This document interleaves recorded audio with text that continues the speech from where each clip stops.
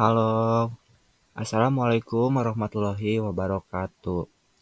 Perkenalkan, saya Riri Suheri dengan nomor pokok mahasiswa 230110521122 dengan prodi PGSD.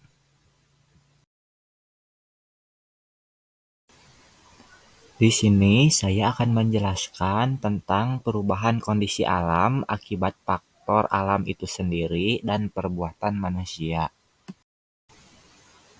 Apakah adik-adik tahu apa itu perubahan kondisi alam? Perubahan kondisi alam atau lingkungan dapat diartikan dengan kerusakan lingkungan hidup, adanya dukungan lingkungan, dan daya tampung lingkungan. Perubahan lingkungan mempengaruhi berbagai aspek kehidupan. Perubahan yang terjadi pada lingkungan hidup manusia menyebabkan adanya gangguan terhadap keseimbangan karena sebagian dari komponen lingkungan dapat terjadi karena campur tangan manusia dan faktor alam. Dan apa sih faktor penyebab terjadinya perubahan kondisi alam?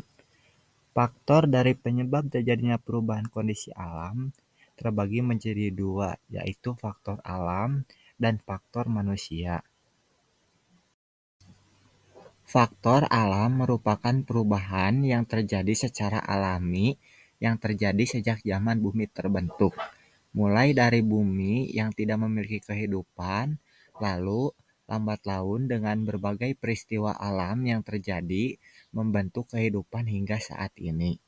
Contoh perubahan lingkungan akibat faktor alam adalah bencana alam. Contohnya dari bencana alam, 1.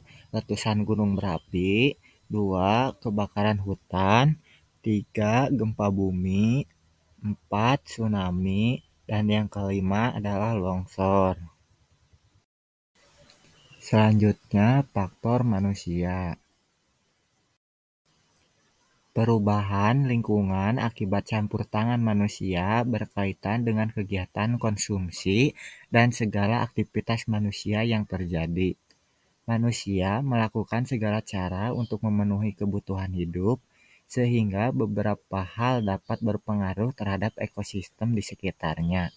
Bahkan dampaknya dapat dirasakan oleh manusia itu sendiri.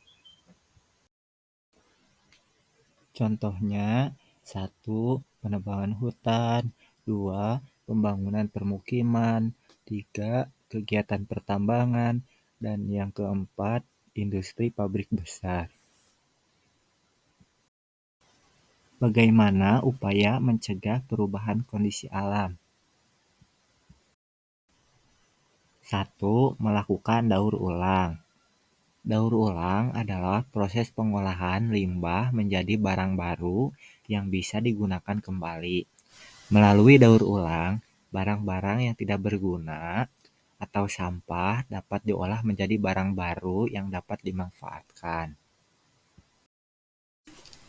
Yang kedua, tidak membuang sampah sembarangan. Membuang sampah sembarangan dapat menimbulkan pencemaran air dan tanah.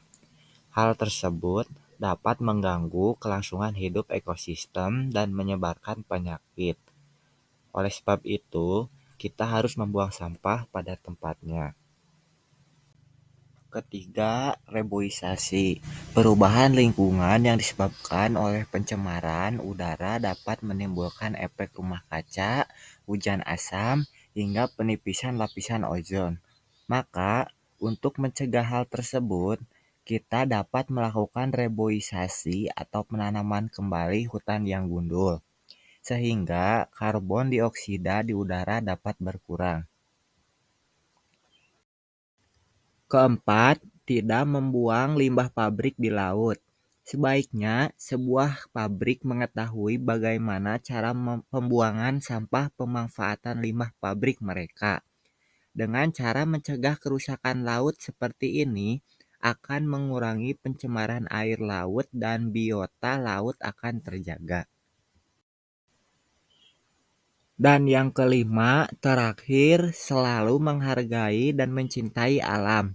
Dengan cara mengatasi eksploitasi alam yang berlebihan ini, manusia akan menyadari bahwa alam merupakan rumah yang paling penting, yaitu rumah yang paling bermanfaat bagi kehidupan makhluk hidup di dunia. Baik, sekian pembelajaran hari ini. Semoga dapat bermanfaat. Assalamualaikum warahmatullahi wabarakatuh.